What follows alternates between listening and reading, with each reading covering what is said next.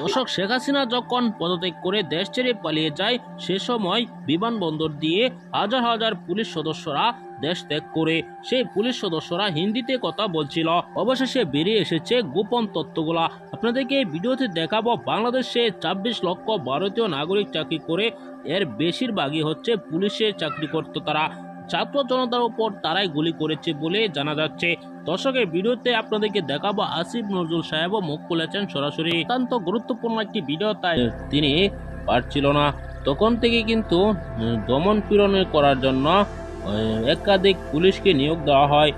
সে সময় ভারতের পুলিশকেও আনা হয়, কেননা অনেক সময় দেখা যাচ্ছে বাংলাদেশের পুলিশ বাংলাদেশের জনগণের উপর গুলি চালাতো না। সে সময় ভারতের পুলিশদের তারা বল প্রয়োগ করত। দর্শক, শেখ হাসিনার পদত্যাগের পরপরে এসব পুলিশ সদস্যরা দেশ ত্যাগ করেন, কেননা তারা যদি থাকতো তাদেরকে সরাসরি জনতা মেরে ফেলত।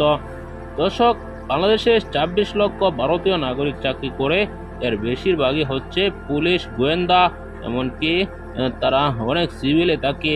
দর্শক, বাংলাদেশের অনেক দখলদার কিন্তু ভারতের এরকম কর্মকাণ্ড নিয়ে কিন্তু সকলেই ক্ষিপ্ত হয়ে গিয়েছেন। দর্শক, আপনার কি মনে হয়? অবশ্যই আপনার মূল্যবান মতামত কমেন্টে জানাবেন। পরবর্তী এরকম ভিডিওগুলো নিয়মিত পেতে চ্যানেলটিকে সাবস্ক্রাইব করে রাখবেন। আসসালামু আলাইকুম।